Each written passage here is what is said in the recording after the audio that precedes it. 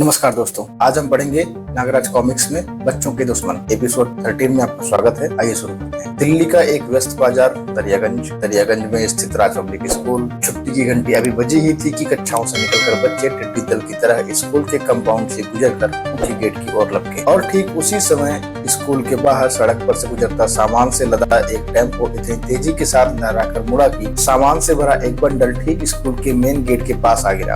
अब झटके के साथ जमीन पर गिरने के कारण बंडल जगह जगह से फट गया और चॉकलेट के कई पैकेट इधर उधर चितरा गए। बच्चे खुश हो गए। चॉकलेट, अरे वाह, मुफ्त चॉकलेट। देखते ही देखते बच्चों के झुंड उस बंडल पर टूट पड़े। चॉकलेट की बरसात हुई है। आहा, यम यम यम, लुटो लुटो। और पलक झपकते ही बंडल खाली हो चुका था। अरे, गार्ड बोला। अरे बच्चे वो, वाह, मजा आ गया। आहा, मुफ्त की चॉकलेट क्या स्वादिष्ट है। यह दृश्य देखते ही चौकीदार उनकी तरफ लपका। अरे अरे अरे बच्चों, क्या करते हो? फेंको फेंको इन चॉकलेटों को। इस प्रकार लावारिस पड़ी चीजों को खाना खतरनाक है। फेंको।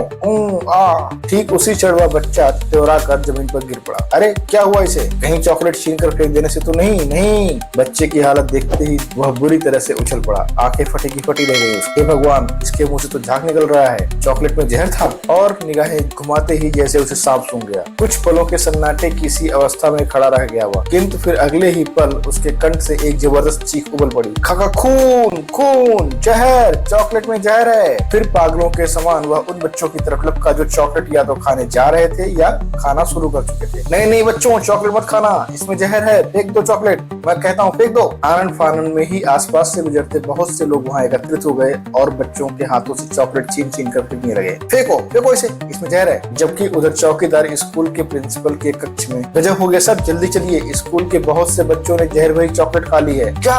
Oh my God. दरियागंज स्थित police station. Hello, sub inspector Nathan here. क्या? ओ नो, मैं पहुंच रहा हूँ। सायरन बजाती पुलिस जीपें व पेट्रोल गाड़ियां आधी तूफान की तरह घटनास्थल की ओर रवाना हुई। तत्पश्चात कई एम्बुलेंसों के सायरन भी बज उठे। हताहत बच्चों को तुरंत एम्बुलेंस में डालकर अस्पताल पहुंचाया गया और उस शाम को समाचार पत्र, टीवी, रेडियो इत्यादि संचार व्यवस्थाएं चीख उठी। सांघ दैनिक अखबार में छपा था, आतंकवादी कार्यवाही, करीब 700 बच्चे छिड़बिछते मारे गए, 1000 की हालत गंभीर। टीवी में आ रहा था आज के मुख्य समाचार, दिल्ली के कई स्कूलों पर एक साथ एक जैसा जहरीला आक्रमण। रेडियो पर अनाउंसमेंट हो रही थी, बच्चों को चॉकलेट में मिश्रित साइनाइड विष दिया गया। एक समाचार पत्र में आतंकवादियों द्वारा भेजे गए एक पत्र के अनुसार इस कार्रवाई की जिम्मेदारी जैबरा आतंकवादी संगठन ने ली है। दिल्ली पुलिस तुरंत सक्रिय हो उठी। रेड अलर्ट घोषित कर दिया गया। प्रत्येक ऐसे स्थान की जांच की जाने लगी जहां से आतंकवादियों के शहर से बाहर निकलने का जरा सा भी संदेह था। उधर अफ्रीका के एक गुलाम टापू से जनरल टमटा के आतंकवाद का खात्मा करने के बाद नागराज भारत की राजधानी दिल्ली पहुंचा। यहाँ वह होटल राज पैलेस के एक शानदार कक्ष में ठहरा हुआ था। गुड मॉर्निंग सर, आपका दूध और आज का समाचार पत्र। Good morning, thank you. अखबार खोलते ही नागराज की निगाहें सुर्खियों पर चिपक कर रह गई।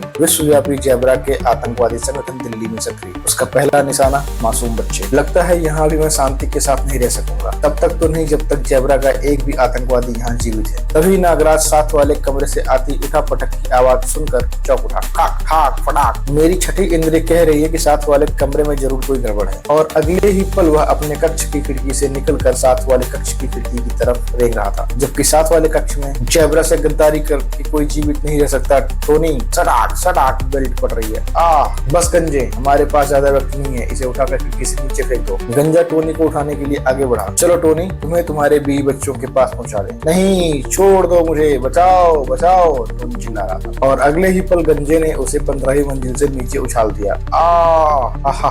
किंतु नागराज ऐसे हादसे से निपटने के लिए बिल्कुल तैयार था और उसने नागरस्सी छोड़ दी। नागरस्सी गिरते हुए टोनी के शरीर से लिपट गई और उसे वापस ऊपर खींचने लगी। गंजे ने जब यह अविश्वसनीय दृश्य देखा तो उसने रिवॉल्वर निकालकर नागरस्सी पर कई फायर झोंक। धाएं, लेकिन हड़बड़ाहट में सभी निशाने चूक गए और इससे पहले कि वह कोई और फायर कर पाता, सांपों ने उसकी हिम्मत तोड़ दी थी। सांप। उसके बाद नागराज ने उसे और शैतानी करने का अवसर नहीं दिया। एक धड़ाक। गंजे के तीनों साथी नागराज को यूं एकाएक खिड़की पर प्रकट होते देख जबत हो गए। फिर जब वे सोचने समझने लायक हुए तो उन्होंने रिवॉल्वर निकाले और नागराज पर दनादन गोलियां चलाने लगे। काश बेचारे जानते होते कि मुझ पर गोलियां असर नहीं करती। नागराज पर गोलियों का असर क्यों नहीं होता, जानने के लिए पढ़े नागराज का प्रथम कॉमिक्स नागराज। इसका लिंक ऊपर दे रहा हूँ मैं। और शीघ्र ही उन्हें इस कटु सत्य का एहसास हो गया। पूरे हो गए तुम लोगों के अरमान, अब मैं कुछ करता हूँ। दे धड़ा। पहले तो अपने यह खतरनाक खिलौने इधर दे दो। नागरस्सी की मदद से नागराज ने तीनों के रिवॉल्वर झटक लिए और अब ठाक ठू ठाक मानवता के दुश्मनों का दुश्मन एक बार फिर मानवता की खातिर लड़ रहा था। धूम धाड़ उफ आह। और जब वह इस कार्य से निवृत्त हुआ तो खिड़की से पुलिस सायरन की आवाज आने लगी। नागराज खिड़की की तरफ लपका। लगता है गोलियों की आवाज सुनकर किसी ने पुलिस को बुला लिया है। टोनी प्यारे, जल्दी यहाँ से निकल चलो वरना पुलिस रोक लेगी। चलो। टोनी शीघ्रता से खिड़की पर चढ़ने की कोशिश करने लगा, लेकिन नागराज ने उसे रोक दिया और स्वयं भी खिड़की से नीचे उतर आया। इधर से नहीं प्यारे, इधर से हवा में उड़कर जाएंगे, उस पार सामने वाली बिल्डिंग तक। क्या? अरे भाई, मारना ही था तो बचाया क्यों था? और इस बार नागरस्सी सामने वाली इमारत की छत की मुंडेर पर लिपट गई। चलो चुपचाप मेरी पीठ पर सवार हो जाओ और कसकर पकड़ना। टोनी को नागरस्सी से पीठ पर बांध कर नागरस्सी पर झूल गया और फिर सड़क को पार करते हुए उसने सामने वाली इमारत पर पांव जमा दिए था। फिर नागराज तेजी से ऊपर उठने लगा। छत पर पहुंचने के बाद नागराज ने अपनी बेल्ट खोली और उसे ओवरकोट में बदलने लगा। प्यारे भाई, आंखें खोलो, क्या हम जिंदा हैं? पाठक, आप सब जानते हैं कि नागराज का फोल्डिंग ओवरकोट बेल्ट के रूप में नागराज के पास हर वक्त रहता है। उस इमारत से नीचे उतरकर दोनों एक टैक्सी में सवार हो गए। दोनों अब पुराने किले की तरफ बढ़ रहे थे। कुछ ही देर बाद दोनों पुराने किले के एक निर्जन खंडहर में थे। हाँ प्यारे, अब सीधी तरह मुझे जेब्रा के बारे में बता रहे हो या तुम्हारी भी अक्ल दुरुस्त करनी पड़ेगी? बिल्कुल नहीं, क्योंकि मैं जानता हूँ कि तुम नागराज हो, आतंकवाद के दुश्मन। जेब्रा संगठन एक खतरनाक आतंकवादी गिरोह का नाम है जो अपनी मांगे मनवाने के लिए बच्चों को भी नहीं बख्शता। विश्व व बम विस्फोटों से बच्चों की जिंदगी ले लेता है। रुपया इनका ईमान धर्म है।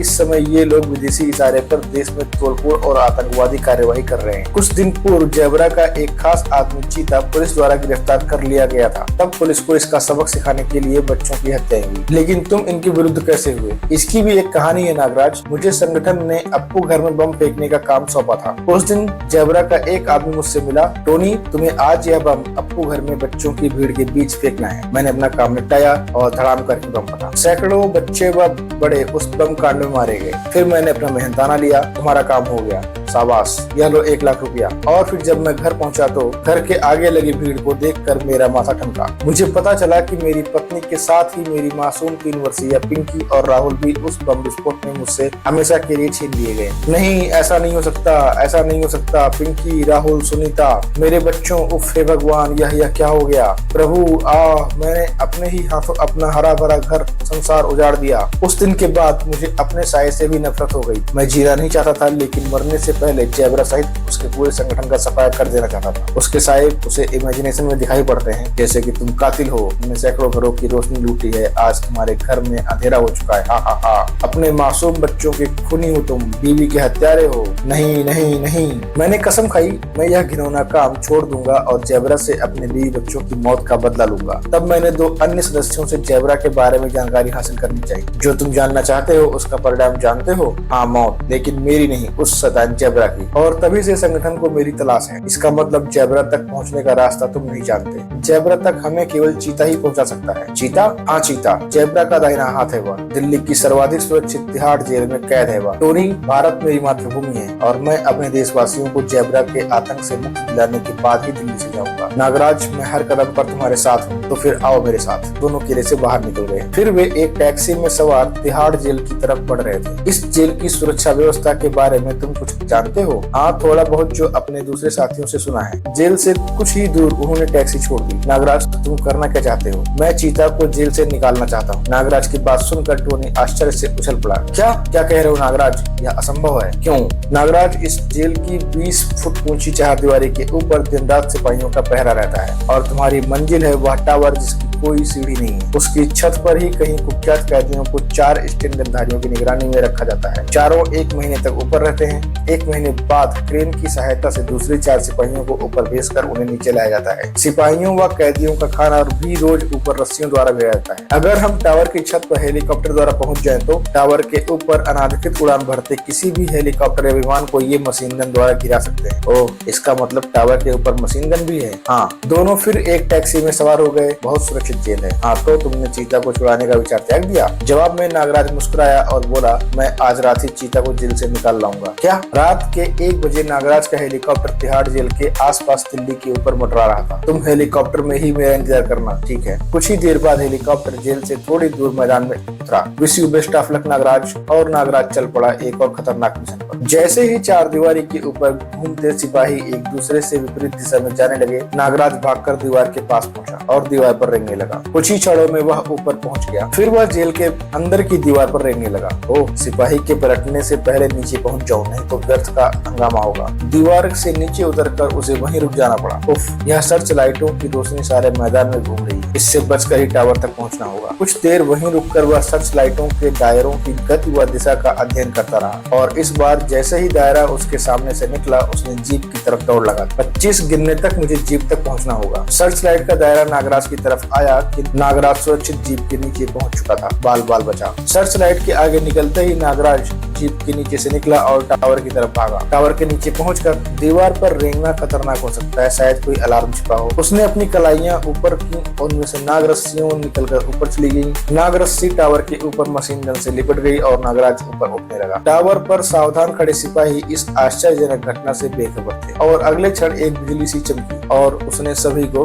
गिरा दिया। नागों ने भयबंदी बना लिया सबको और उस चमक के समाप्त होते ही बेहोश हो चुके थे 3 सिपाही और नागराज चौथे सिपाही पर बरस रहा था। बता, चीता कहाँ कैद है? नागराज की कहर ढाती आवाज ने उसे बोलने पर मजबूर कर दिया। यहाँ इस चाल के नीचे कैद है वह। चाबी कहाँ है इसकी? जेलर के पास। इस बीच नागराज की चमकदार आंखें उसे सम्मोहित कर चुकी थी। अब तुम चुपचाप यहाँ खड़े रहो, आधे घंटे बाद जब होश में आओगे तो सब भूल चुके होगे। फिर वह लोहे के जाल की तरफ बढ़ा। इस जाल को बाहुबल से ही उखाड़ना होगा। उफ, बहुत मजबूत जाल है और उसने फिर भी ठाक करके उखाड़ दिया। नीचे जाने के लिए सीढ़ियां बनी हुई थी। उफ, घुप अंधेरा है, किंतु मैं तो अपने नाग नेत्रों द्वारा अंधेरे में भी देखने में सक्षम। नागराज की निगाहें चीता को तलाशने लगी। चीता, कहाँ हो तुम? मैं तुम्हें छुड़ाने आया हूँ। तभी चीता की आवाज उस अंधेरे को चीरती हुई सुनाई दी। कौन है वहाँ? मैं यहाँ हूँ। नागराज उसके पास पहुंचा। क्या तुम ही चीता हो? जयबरा ने मुझे तुम्हें छुड़ाने के लिए भेजा है। हाँ, ओह, तो जल्दी करो ना। नागराज ने जंजीरें पकड़ी और बारी बारी से अपनी बलिष्ठ भुजाओं की मदद से उन्हें दीवार में से उखाड़ दिया। चीता सोच रहा है कमाल का बलशाली है। खड़ाक, और चीता जंजीरों की कैद से मुक्त हो गया। अंधेरे में भी कैसे काम कर रहा है यह। जल्दी चलो, हमारे पास समय बहुत कम है। दोनों ऊपर पहुंचे। यहाँ से नीचे कैसे जाएंगे हम? चुपचाप सब देखते जाओ। नागराज ने कलाइयों से नागरस्सी छोड़ी, अकेले ही सब सिपाहियों को बेहोश कर दिया बिना हथियार के। और यह मूर्ति बना कैसे खड़ा है? और उसने भाई एक सिपाही को छेड़ दिया जो सम्मोहित था। नागरस्सी चार दीवारी के साथ बने सर्च लाइट टावर से लिपट गई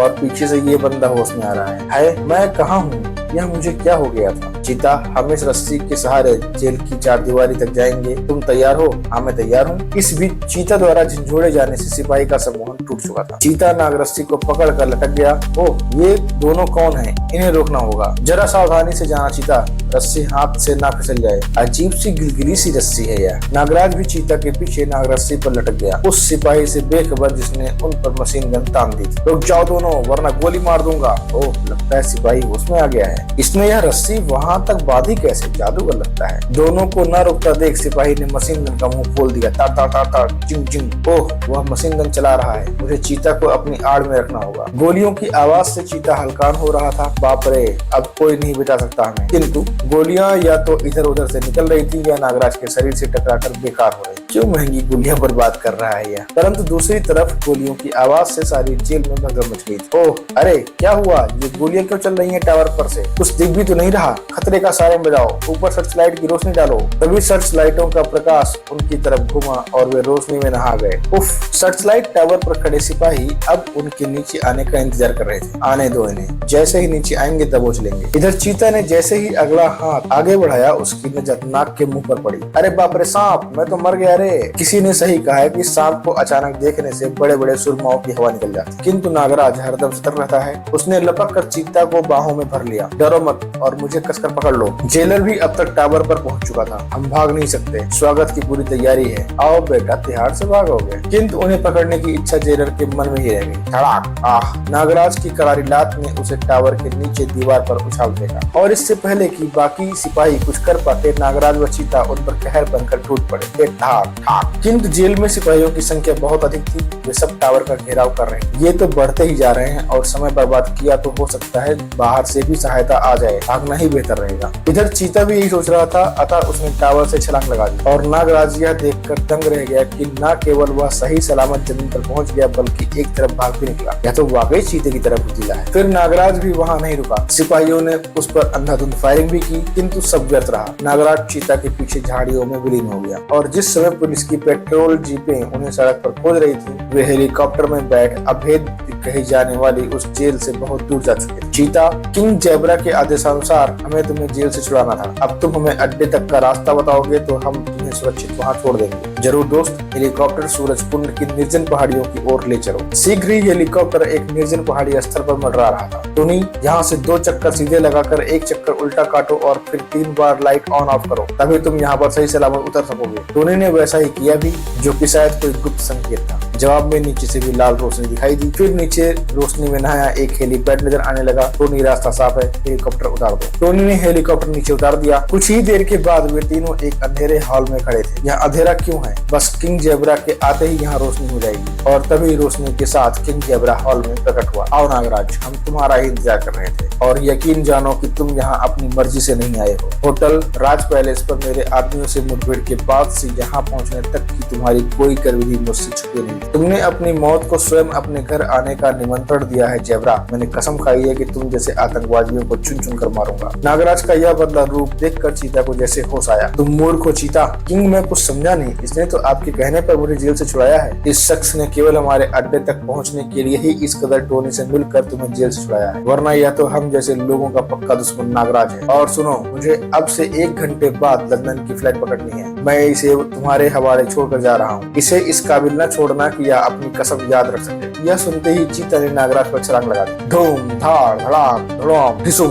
दोनों में अच्छी खासी फाइट हुई। इस बीच जेब्रा वहाँ से निकल चुका था। नागराज के धुआंधार वारों से चीता बेदम हो चुका था। हाय, मुझे छोड़ दो। तुझे सिर्फ जेब्रा के बदले छोड़ सकता हूँ। मुझे उस तक पहुँचने का रास्ता बता दो। और फिर चीता उसे सब कुछ बताता चला गया। क्रोधित नागराज ने अपनी दोनों खड़ी उंगलियां का वार उसकी आंखों पर कर दिया। जा नीच, जब तक पुलिस नहीं आ जाती यहीं अंधेरे में भटकता रहे। नागराज टोनी के साथ दीवार की तरफ बढ़ा और उसने चीता द्वारा बताया गुप्त बटन दबा दिया। फलस्वरूप दीवार में मार्ग नजर आने लगा। दोनों आगे बढ़े। उस गलियारे में बढ़ते हुए दोनों हेलीपैड तक पहुंच गए, जहां उनका हेलीकॉप्टर जेब्रा के आदमियों के कब्जे में खड़ा था। टोनी, कहीं चीता ने हमें गलत कोड तो नहीं बता दिया? हम तब भी इनसे निपटने के लिए तैयार हैं। हेलीकॉप्टर के करीब पहुंचते ही उन्होंने दोनों को रोका।